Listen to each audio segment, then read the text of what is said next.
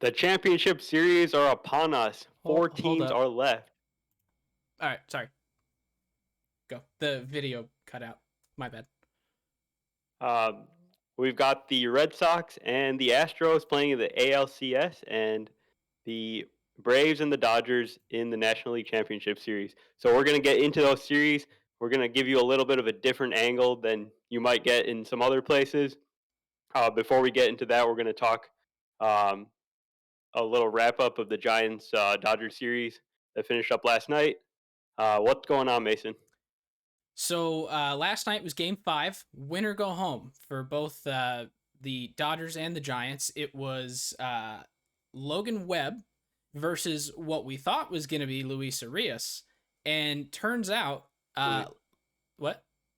Julio, you got your wrong Urias. Oh crap, Julio Arias, not the third baseman shortstop for the Brewers, the pitcher for the Dodgers. So Julio Arias was supposed to be on the bump. He was announced 3 days ago as the starter for yesterday's game, but Dave Roberts had a little bit of a plan to throw off the Giants. So yesterday morning, they announced Corey Knebel would be getting the start. Knebel is a reliever for the Dodgers, so they were going with an opener strategy. We get to the game time. Knebel comes in, throws scoreless first. Then Brusdar Gratterall came in behind him, made it look like it was going to be a bullpen game. Through another scoreless inning, and then Arias came in, and I don't remember how many innings he pitched, but he pitched 4 innings. Yeah, so he did end up getting not a full start workload, but he carried a majority of that game. And then I think it was tied at 1 coming into the 9th inning. And Cody Bellinger ended up knocking in the leading run. We get to the bottom of the 9th inning, 2 outs, man on first, and the game ended on a check swing that was definitely not a swing. So that's just the TLDR. It was a really good game to watch. So it was a can't think of the word now. I'm still flustered from the Luis Julio mix-up. It was a pitcher's duel, in a sense. But Logan Webb dominated, going another 7 innings after his 7 2/3 in Game 1. Looked great for the Giants, and it just wasn't meant to be. So. Yeah, really exciting game for the most part. We didn't do our 0 from the this series. We omitted that, but I guess we can give that to Gabe Morales for giving us a very unsavory taste in our mouth to conclude what was an awesome series. Yeah. But the Dodgers are moving on, and they definitely deserve to win the game. Like it's not really the call that put them over the top. It's just the fact that it ended like that. Yeah, it's the Giants still could have done something. Is the problem? And instead, one of the main Gabe rules Morales of baseball is that you get 3 strikes, not 2. And Gabe Morales just took the bat straight out of their hands. So yep, it was. There were not very many people. Well, there was nobody that was happy about that call, unless you were a Dodgers fan. I think and even Dodgers fans felt kind of weird about it too, I think. Yeah, but at the same time, you go in and celebrate with champagne, so you forget about it quickly, but I don't think anyone else is really going to forget about that. No. So. But yeah. But, yeah, anything else just to wrap up that series in general? No, just it was a great series. It was probably the most important series in the Dodgers-Giants rivalry history, which goes all the way back to when they were in Brooklyn and was it Queens where the Giants were at the time? Could have been. I wasn't there, so I don't know. Well, we have like maps and stuff for a reason in history books. Oh. Yeah.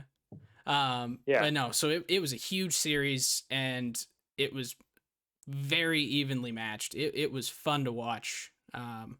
I'm really hoping that we get to see something like that again with these two teams being dominant and facing off in the playoffs. I think it would be amazing if it was in the NLCS to go to the World Series, but we'll have to see if that can ever happen. So, other than that, now we're looking ahead to Dodgers versus the Atlanta Braves. So, Yes, we are. So we can go ahead and get started with that series. So we're going to do something a little bit different. So um, the four teams that are remaining are kind of what you could call some of the most successful franchises, specifically in the most recent years. The Braves are a little bit different, but the Red Sox, the Astros, and the Dodgers have all been extremely successful in the last decade. All four of the teams have are top 10 in wins in the last 10 years. Um, so we kind of have a little bit of what we've seen in recent memory because we do have three of the last World Series champions remaining with the 18 Red Sox, the 19 Astros. Well, I guess the Astros were in the World Series; they didn't win, but and then the Dodgers last year. So we can start with the Dodgers and Braves series. And what we wanted to do is kind of look back at some of these recent teams from the Dodgers and the Braves and compare them to the current iteration of the squad and just see how they stack up, see where we can point out some things that were better or worse about the teams and see how that could affect them in the upcoming series here. So uh, you want to start with the Dodgers, the Braves? um, let's start with the Dodgers. So I guess so. Let's start it out with just a little bit of a historical note on this matchup in general.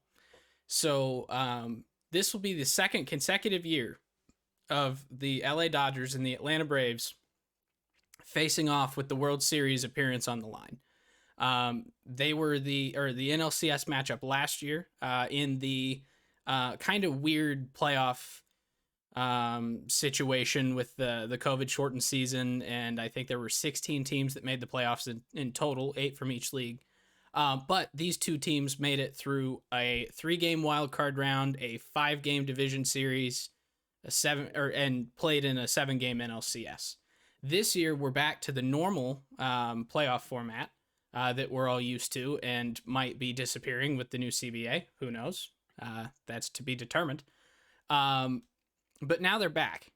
So the Dodgers have been incredibly successful in recent years. Their appearance in the NLCS this year, their appearance in the NLCS last year, that's not new. It's not surprising. They've made the playoffs in 9 consecutive years. 5 of those appearances, they've made it to the NLCS. 3 of them, they've made it to the World Series. And last year, they finally made it to the Promised Land and got their first ring since 1988. So this Dodgers team has a lot of recent success in history that we can look at. So I started looking at these last just 9 seasons. And there were 5 seasons between 91 and 94 wins. The 2020 season, I kind of just threw that one out because trying to compare 60 games versus 162 is not really realistic. But there were 3 seasons where the Dodgers had won 104 or more games. 2017, 2019, and then this year in 2021. I can't remember. I think it was 2017 they won 106, 2019 104, and then this year 106 again. So I guess that's kind of the historical context of the Dodgers making it here. So if we start looking at those teams to compare them, I kind of wanted to see where the Dodgers stacked up in the league as far as hitting and pitching each of those years. So, according to Baseball Reference War, the Dodgers in 2017 had the 6th best offense, 6th best offense and seventh best pitching staff. In 2019, they were the second best offense and the 15th best pitching staff, which put an asterisk on that. And we'll come to that in a minute when I bring Gowie back into it. 2021, they were the eighth best hitting team and the best pitching staff. So when we look at those three teams, Gowie, what stands out to you about this 2021 season compared to that 17 and 19 year? I just feel like the depth of the lineup is even stronger than it was maybe in those other 2 years. Obviously, it's a lot of the same players with your Max Muncy and your Cody Bellinger, your Justin Turner. Like it's the same characters that are recurring in all these seasons that are the key contributors to the Dodgers. Um, I just feel like the this year with adding Trey Turner to the 2021 lineup midseason from the Nationals, and then just having other guys that they can plug into various spots like your Chris Taylor, and then I think Will Smith is a major upgrade over anything that they've ever had at catcher, um, just on the offense side. Yeah. So I was gonna see if I could share this or put this table up on the screen here. Not sure how to do that. But yeah, so I have this nice little table that kind of just shows the breakdown of the top 5 hitters and pitchers from each season, and it backs up exactly what Gowie's saying. That in let's see, let me just see if I can add a window capture here and put it kind of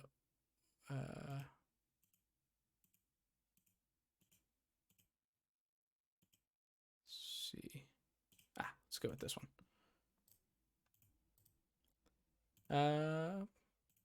Sorry if this is a little bit boring. Here we go. Let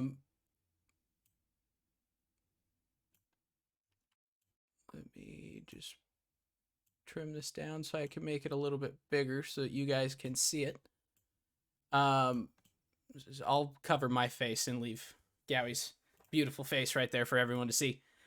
So this is the chart of the top 5 pitchers and hitters from the Dodgers 2017, 19, and 21 seasons. And as Gowie said, your Justin Turners, your Cody Bellingers, your Kyle Seagers, and Chris Taylor, those guys are pretty much on the list every year. You do have a rotating cast of like Alex Verdugo, Yasiel Puig, Will Smith this year, Mookie being added to that team recently. So everything kind of tends to change up a little bit while being pretty consistent.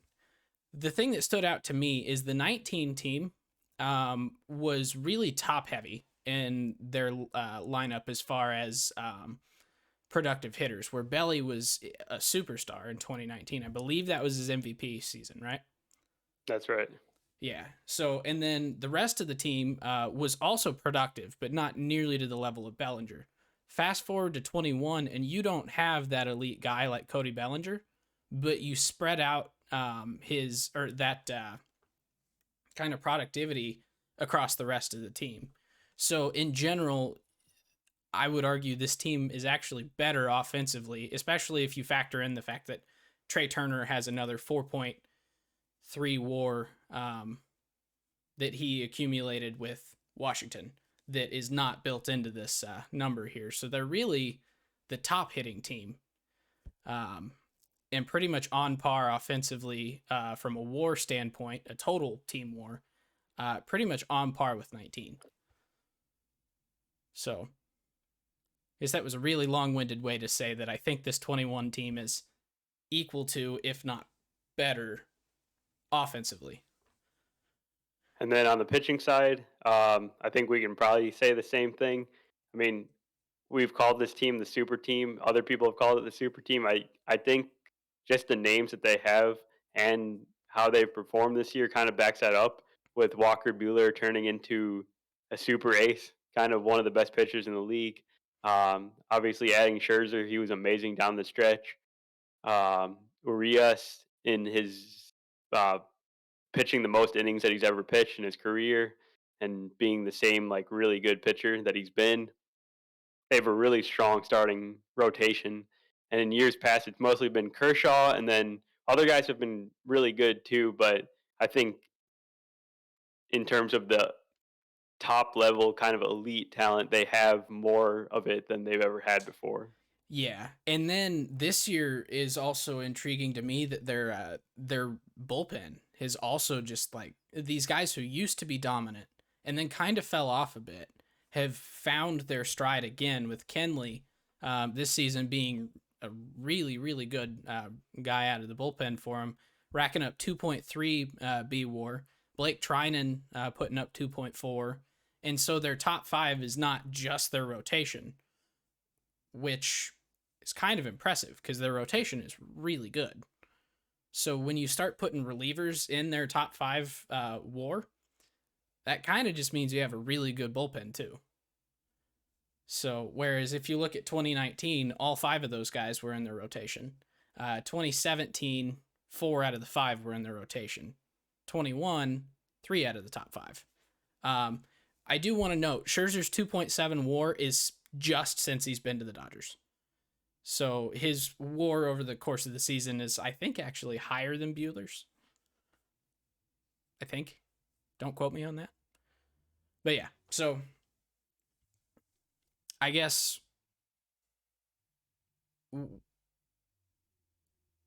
I think we're both in agreement that the 21 team is potentially the best on paper team that the Dodgers have put out. Is that a fair And even statement? performance-wise, right? They if you're saying they tied what the number of wins that they had in 2017, I'm always going to be under the.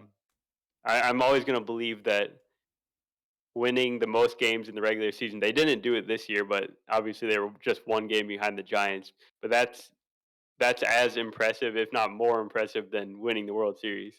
It's Yeah. over a larger sample, and as we know, literally anything can happen in the playoffs.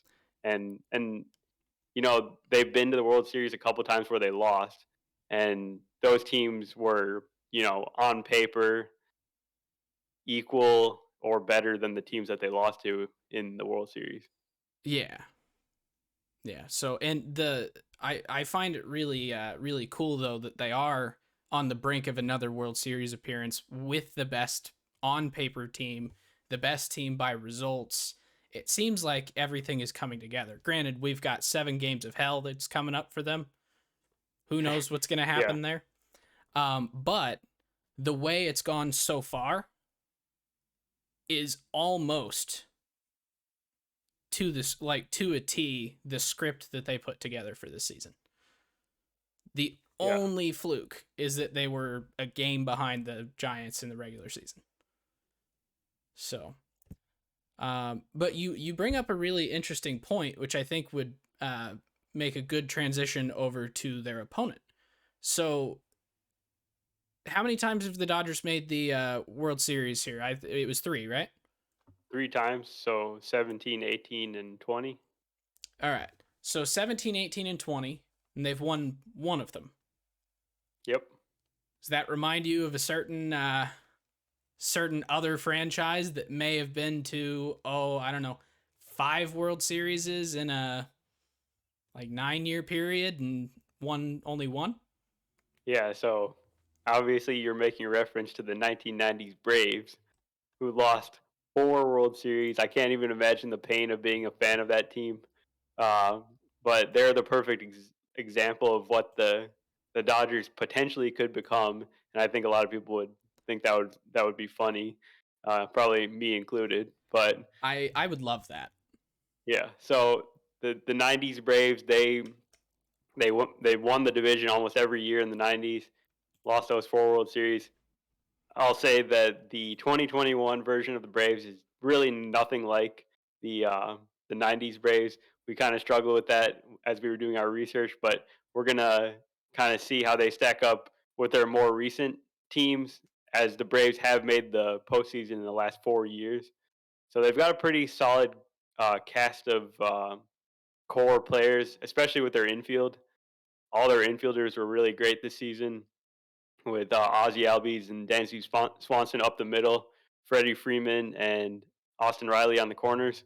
So that's kind of the core of their team. Obviously, they're missing Ronald Acuna and Mike Soroka, so probably their best pitcher and definitely their best um, overall player.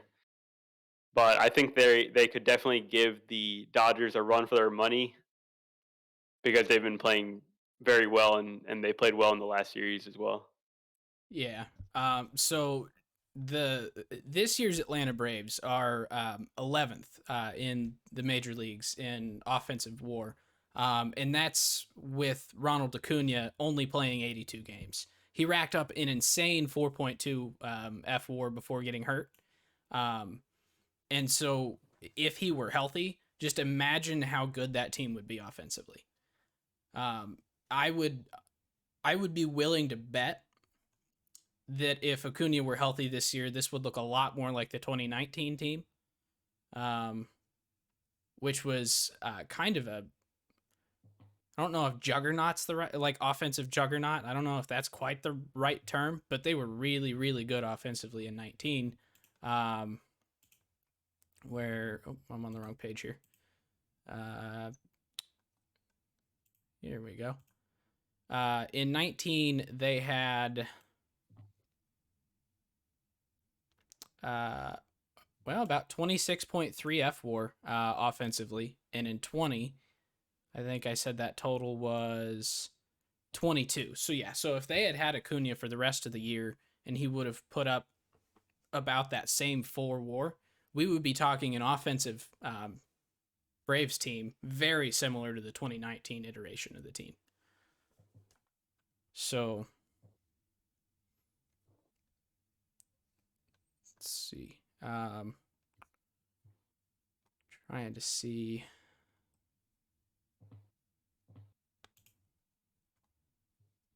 This is 21. Yeah. So the 2021 team does have quite a bit of carryover from that 19 team with by quite a bit. It's pretty much all carryover with some key additions and guys like Austin Riley.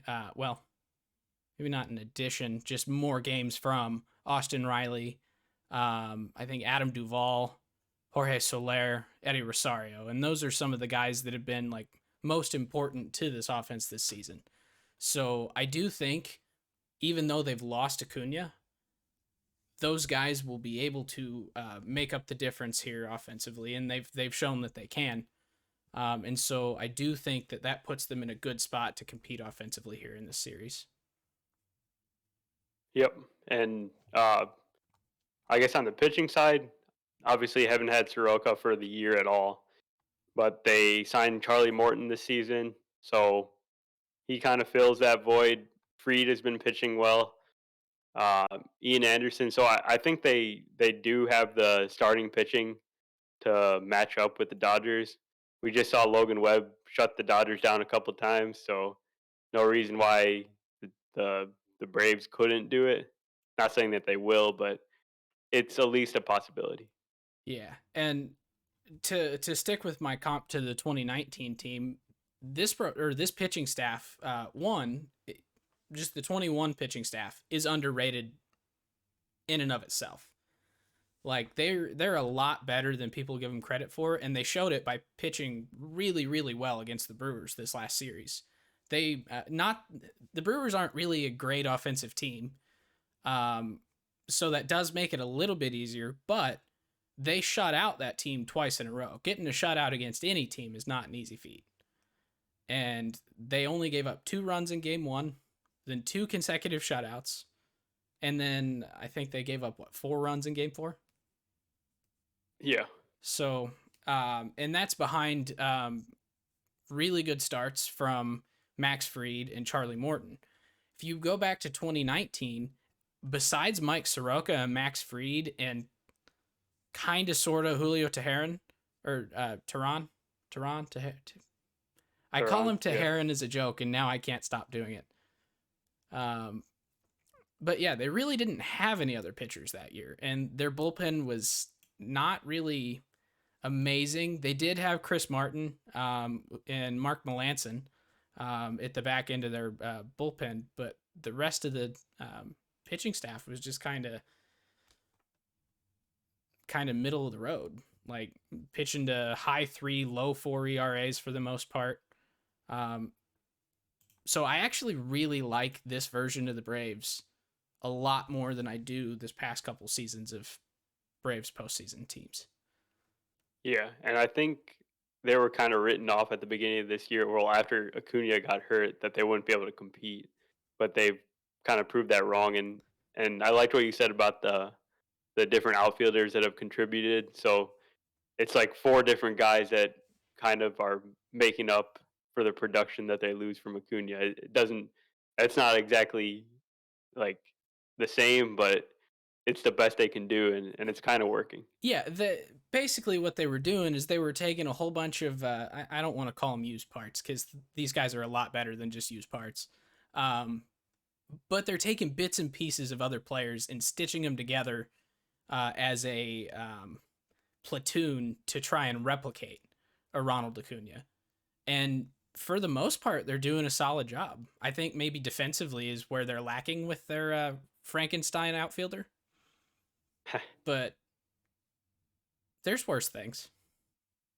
So yeah, so kudos to the Braves, and I think this is going to be a pretty interesting series to watch. The Dodgers are clearly the front runner, and the Braves are very much the underdogs. Just in um, probably the opinion of every betting man on earth. But that being said, in your very unexpert opinion, in a game that is very much up to chance and does things that we never expect, how do you think this series is going to go? Um, well, like you said, clear favor is the Dodgers here. But if you look back at 2020 in the playoffs, the Braves had a 3-1 lead in the NLCS. They were just a game away from the World Series. So I'm going to go ahead and pick the Braves to win the series in 7 games. They're going to get the job done. They're going to steal a couple games just on the strength of their starting pitching. Um, and I think they can hit enough to kind of match match with the Dodgers. I like that pick. I think I'm gonna go right there with you and back you, and I'm gonna back you, noting that I think my guy to watch that could be the potentially the biggest X factor is Huascar Noah. He may end up starting a game. He may come out of the pen. He only has a 2 pitch mix as a starter, which is very uncommon, because it really makes it pretty easy to guess what type of pitch is coming. But his movement is so elite and his speed is so good that it makes it really hard to hit him. So he's going to be Snitker's kind of golden goose there. I think he can put him in a game 4 start if he needs to, or if he needs a long man, or if he just needs a guy to come in and pitch a shutout inning. Watch Noah come in. Fun note: Huascar Noah was Devin Williams before Devin Williams was Devin Williams. He did punch the bench in Milwaukee early this season and broke his hand. He's clearly recovered from that, and he's back to pitching as dominant as he was at the beginning of the season. So, Yeah. Okay. So yeah, that's that series. Let's move on I to the American I League. did have just one more kind of fun fact for you. So, the Dodgers World Series was in a shortened season of 60 games, right? So, Yep. out of the 5 World Series appearances that the Braves had in the 90s, they only won the one, which was also in a shortened season. So, when we were making the parallel of this Dodgers team being like the 90s Braves or potentially being like the 90s Braves, if the Dodgers make it to another World Series and lose, I would argue it is like the perfect comp. Winning a World Series in a not full season, going to a whole bunch of others, being probably the best team in the league, and just not being able to cross the finish line those other years. So that's just a Yes. fun fact that I wanted to throw out there for Very everybody. fun. Sorry, now we can go to the Okay. other. So Astros and Red Sox. These two teams have awesome offenses, and they've also had a lot of success in the recent years, kind of in different ways. But let's start with the Astros. So the Astros are a lot like the Dodgers in many ways, and they do not stop hitting ever. They had the best position player war back in um, 2017, and then also in 2019, and then also in 2021. So it's just like the Dodgers in that they have kind of the same cast of players with Carlos Correa, Alex Bregman, Altuve, Yuli Gurriel. They've all been part of those teams.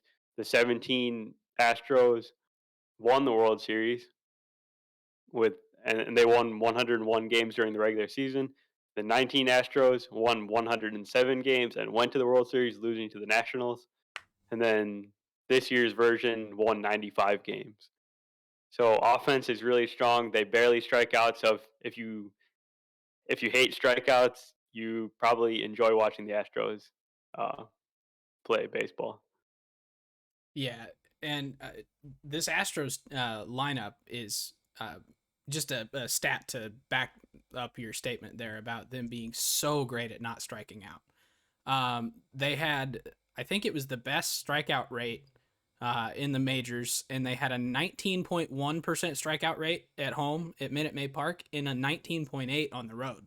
So they were consistently great anywhere they played. Striking out only 19 to 20% of the time, and that's just unheard of in the way that baseball has kind of been going the last couple of years. So it definitely makes it a pitcher's job tough, knowing that you can't get them to chase. So if you're a stuff guy without a lot of control and you bank on people chasing or a nasty slider outside of the zone, this team is not as likely to do that. So you're going to have a lot tougher job. So Yeah, and one thing to relate it to the series they're about to play. So obviously they put the ball in play more than anyone else, and the Red Sox have a terrible defense. as They are noted in worse. the They're 30th in MLB in outs above average. They're just awful at turning balls in play into outs. So that's going to be a serious challenge for the Red Sox to overcome. And there's really no reason that they would just stop hitting now. I mean, yeah. anything can happen in a 7 game series, but Now uh, I would mention I think it's a pretty comparable defense on Boston's side and offense on Houston's side to the 2018 ALCS, is it not? Because they faced uh, off against each other in 18, and I know yeah, Houston's but offense back was then, so we can get to that when we talk about the Red Sox, but the Red Sox defense was way better in 2018. was it? All Yeah. right, yeah, because I I guess that makes sense then. So maybe they will have a tougher time this time around. But I was just thinking that this Houston lineup is pretty much exactly the same statistically, Well, same players. and yeah, so just like the Dodgers, they've kind of got these parts that switch in and out. So now instead of George Springer in there, they've got Kyle Tucker and Jordan Alvarez. So they just continue to find guys that produce, and year after year, they've got 5 6 guys that have WRC pluses above 120 for the season, which is just incredible. Yeah. Now, on the pitching side, how does this team compare? I just from my kind of un unexpert opinion, non-expert opinion, whatever the word is there. This is a considerably less experienced and I think worse pitching staff than they've had in the last couple years. In 19, they had Garrett Cole and Justin Verlander, a healthy Zach Greinke. Who else did they have? Wade Miley, I think, right? Yeah. Um, So 19 for me, the 19 Astros were the best version on the pitching side because of those top two guys in Verlander and Cole, who were number one and number two in the Cy Young finish there. So this staff is pretty good. They were pretty successful over the season. Not having Lance McCullers for this series is going to be potentially huge against a good Boston lineup. So it's kind of in the hands of the really young guys and the really old guys. So Luis Garcia, Framber Valdez, going to definitely get starts in this series. Most likely, you would think that Zach Greinke is now going to slot in after he pitched out of the bullpen in the first series because they've got to cover those innings somehow. So is he Um, stretched out for full starts, or is he really only stretched out for 3 innings? Because I know he was coming off um, of injury pretty close to playoff time, so they just kind of left him in the pen. yeah, I would think that he'd be able to give them 3-4 innings or so in So the you're start. so you're still gonna have to back him with a couple more relievers than you would typically want to with a guy like Yeah, Greinke. and then um, they've got Christian Javier who could be that multi-inning guy. He did that in the first series, and he's a guy that could give them 3 innings at a time out of the pen. Could So that's a Christian really Javier valuable piece. potentially slot in as a starter? That too, yeah. And then they've also got Jake Odorizzi available. Okay. So yeah, so they have a lot of options that they can kind of Frankenstein Lance McCullers like the Braves are Frankensteining an Acuna. Um, it's obviously not the same as having the real thing, but could get them through the series to getting McCullers back in the World Series if they make it. So Yeah. yeah, And yeah, kind of a comp to Javier. So in 19 they had well, wait, was it 19? 19 they had a very good bullpen, which is a lot different than they have now. Because right now you can trust Ryan Presley, but beyond that it's kind of a little sketchy. But in 19 they had Will Harris, Roberto Ozuna, Hector Rondon, and also Presley back then too. So it was a lot deeper, and um, that helped them in the playoff run as well. yeah. So, um, so I guess we know how those old Houston teams did, obviously, because I mean the past is the past. But that 19 Houston team uh, made it to the World Series, had an elite offense and an elite pitching staff. The 17 team won the World Series. They had an elite offense. Their pitching staff was, I don't know if, would you consider it elite or just like really good in 17? Yeah, it was definitely a step down. I think that's closer to where they are now. The 17 pitching to the 21 pitching. I feel like that's a closer comparison. I still feel like this pitching staff is a little bit worse than 17 though. It Yeah, yeah, maybe probably. it's not worse. It's just less experienced, and so it then makes it seem worse. And having Um, Verlander on that run that he was on at the end of 17, that's a lot different than anything that they have now. yeah, and knowing that they have McCullers out for this series, making it a little tougher. Is this Astros team good enough to win this series?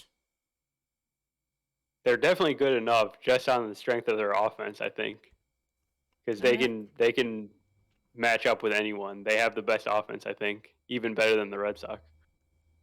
all right. So they say pitching wins championships, but this year's kind of proven that the best offensive team has won every series.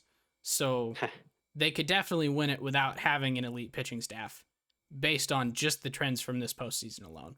But I wanted to throw that question out there because it is a pretty obvious difference. And if we're comparing back to these kind of elite teams that they've been in the past, they're still an elite team, but they're less elite than they've been before. So, which I think is gonna, whenever we talk about the Red Sox here in a minute, I think is gonna make it a little bit closer of a matchup, and is gonna make it a really, really fun to watch ALCS. Indeed. So you want to go on to the Red Sox now? Let's do it. Okay, so the Red Sox are kind of different than the Astros because they've had some weird up and down seasons. So Sometimes they'll win the World Series, and then the next year they'll be in last place. That just seems like a really rare thing. Like no other team is kind of like that. Yeah, like you hear worst to first, and that's not common, But it but makes it sense, right? happens. Yeah. Very seldom do you see first to worst, and it seems like every time the Red Sox win a World Series, they're the worst team the next year. Yeah, it's incredible. But yeah, So but yeah, I was looking through the various years that they won the World Series in this century. and we're 2004, no we're skipping two of these. We're gonna we are skip that not first skipping one. any Yeah, of we're these. skipping the first one and the third one. We're not gonna So say the years. 2014, 2004, No, 2007, no. 2013, 2018. They Why? won all those years. They are the opposite of the 90s Braves. They always go to the World Series and they always win. Or Why? when they go to the World Series, they always win. Yeah, but I think this is the team that we can most easily call it a dynasty. Uh, 4 World Series championships in 14 years. Another opportunity to get there this year. Um, the they are up and down. It's almost like the even year magic of the Giants from the early 2000s, except a little bit more spread out. But yeah, but this dynasty is weird. So their good years are good. How does this year stack up to their good years? Yeah, so this year, I do think they're a little bit worse than some of these championship teams. Um, Obviously, they didn't even win their division. They just snuck into the playoffs as the second wild card, only won 92 games. All the other World Series champion teams won 96 plus games. So that's a difference. And then offensively, all these squads were real juggernauts. So in 18, they had Mookie Betts MVP season. He had like 10 WAR that season. They had the second most offensive WAR of any team in the league that year, and then they backed it up with pretty solid pitching and insanely good 158 innings from Chris Sale that year. So I think this year, obviously they have many star players, but that year they had some real standout star seasons in 18 with Betts, JD MV Martinez, MV Pierce. MV Pierce, who was absurd in his short stint with the Red Sox and then into the playoffs. So Yeah. you know what? There is a comp to Steve Pierce here, and that's Kyle Schwarber, Mm-hmm. who joined the team midseason and has pretty much raked, and he played well in the playoffs so far too. So he's kind of that guy for this team. Yeah. I think that and he's kind of been that so far in this playoffs, and Yeah, so if he continues to do it, I do see him being an MVP of an ALCS or a World Series. If obviously if the Red Sox win, I would be willing to put money on Schwarber winning an MVP of one of those two. Um, Another guy who's in this particular iteration of the Red Sox that has some postseason hero in him is Nathan Iovaldi. Iovaldi was arguably the next best or the next biggest hero on the 2018 Red Sox team. I think he started and came in relief throughout the postseason run there, and just flat out dominated. And so far, I think in the division series, Iovaldi had a really good start, didn't he? In game one, uh, he so pitched game three. He was game three. okay, but obviously the wild card game he was great against the That Yankees. that's what it was. Wild card game, not game one of the division series.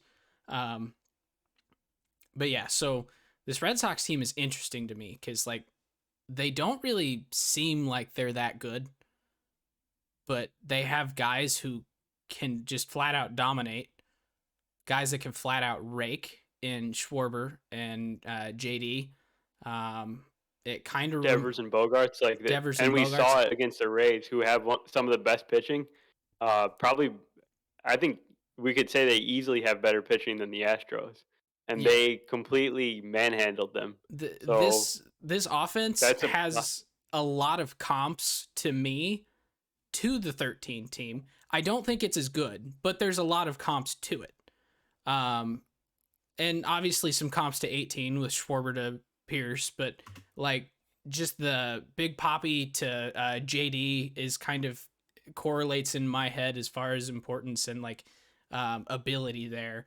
Um, you got guys like Mike Napoli that was kind of a big power guy there as well. And so he kind of stands out as like a Kyle Schwarber type to me. So I do think in a postseason run, this team could end up going on a run similar to the 13 offense through the yeah, rest of the for sure. playoffs here. We can comp some more players if you want to, like Shane Victorino, kind of like the Kike Hernandez I love that today. comp. That's a great comp. So And they had Dustin Pedroia probably as their best player of that team. Then Jacoby Ellsbury when he was actually good. So that was a really impressive offense, and this one can be too, as we just saw in this last season and or Salt in to this last series. Vasquez, pretty decent comp. Yeah, yeah, So I don't know. This offense looks awfully 2013y to me. yeah. So hopefully we see tons of runs in this series. Actually, I don't see any way we don't see tons of runs in this series, right? Oh yeah, no, this is gonna be like stereotypical American League baseball. There's Yeah. gonna be a lot of runs, and there's gonna be a lot of lead changes. I think a lot of home runs, especially with these two teams, because Altuve being as small as he is probably the second biggest power hitter on the Astros, behind Jordan, and then over on the Red Sox, all the guys we just named can just flat out mash. So, especially when it gets to Boston, I would expect to see no fewer than 4 over the monster. So, Yeah, I'd like to see some 9-8 games. They'll probably take 4 hours and 30 minutes, but I think it would be worth it. yeah. But and it's East Um, Coast. Well, I guess they all start at 8 p.m. Eastern, so it doesn't really matter. I was gonna say they're East Coast, so they'll be earlier, so I could stay up and watch the really long game, but that's not how that works. Dang. so one other thing on this year's team to some of their historic teams. So you mentioned Iovaldi in 18 pitching out of the bullpen. He kind of saved them. The guy that could be that guy this year and has been to this point is two guys actually in Nick Pivetta, who saved them in Game 3 against the Rays in the extra inning game, and then also Tanner Houck, who bailed them out in Chris Sale's bad start. Yeah. Which, if I was the opposing team, I would hate seeing Houck come in after Sale, because Sale, when he's on, is unhittable. His arm slot is really unique. From the left side, he's got a nasty slider and everything. And even when he's off, it's still probably really intimidating and hard to hit him.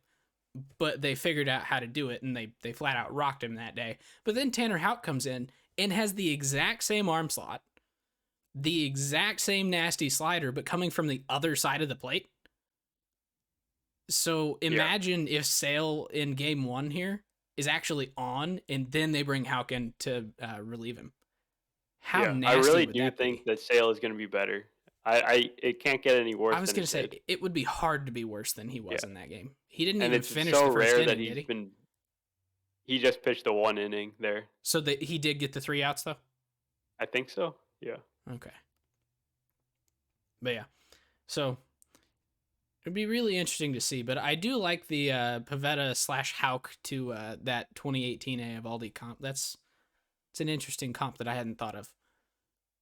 It's hard to comp a guy to somebody who's still on the team now, because you want to make the 1-to-1. This guy is going to be himself, not someone's going to be him. Yeah, But and uh, with 2018 as well, the reason they were needing to rely on Iovaldi so much is because they were really worried about Craig Kimbrell, who really struggled down the stretch that year. And then they didn't really have too many other real trustworthy relievers like Matt Barnes. Ryan Brazier was pretty good in the World Series, but they had to rely on the starters. And I think the 21 Red Sox are in the same situation. Yeah. So no, it'll be interesting. Be interesting for Yep. sure. And who did they play in that? It was the Dodgers in 18, right? Yeah. Yeah. So I think this will be one heck of a matchup. Um, and honestly, this matchup between the Astros and the Red Sox is kind of eerily similar to that 18 World Series. Yeah. Like just as 'Cause far the as like Astros themselves are the Astros and the Dodgers are very similar teams, yeah, just in terms of how successful they've been and how they're good on both sides of the ball. yeah. And So yeah, so I guess how do you see this series going? I still would give a decent advantage to the Astros just because of kind of getting back to the offense versus the defense thing. So I don't know how they're going to be able to keep up with the Astros offense if they make errors or just are not very effective fielding the balls. So I'm gonna go with the Astros in maybe 6. Okay. So I'm gonna take a cop out here. And I am going to just get behind Trevor May's opinion on this series. So I was on Twitch. Sarah Langs does a Twitch stream every, was it Thursday, I think, on MLB's Twitch account. And Trevor May hopped in the chat and was just giving his opinion. So we were asking Major Leaguer his opinion on this series and who's going to win. And he said it's a coin flip, but he's going to give it 51 to 49 to the Astros. So I'm taking that 51 to 49 Astros. All right, I will not pick how many games because I want nothing to do. 7. It's going to go to 7. 7. Yeah, that's So what we all really want. 7 games yeah. series. So Yeah. So gonna be a couple really exciting series. We thank you for joining us on this episode. So, if you enjoyed it, please subscribe on your favorite podcasting platform or YouTube. Make sure you don't miss any of our future episodes, and you can go check out all our previous coverage of the postseason. We've been doing extra podcasts every week. So, we're going to continue that for the rest of the playoffs for sure. And yeah, make sure to yeah, follow so us on Facebook and Twitter for notifications of when we're going to record next. We've been better at putting it on Twitter than Facebook, admittedly. So probably default to that if you're looking for scheduling updates, just in case we forget to log into Facebook. Yeah, so it's at Getaway Day Pod on both. So, and then let us know what teams you would most comp the current iterations of the championship series teams to. So let us know on Facebook, Twitter, YouTube comments. We're curious what you have to say. So that's all I got.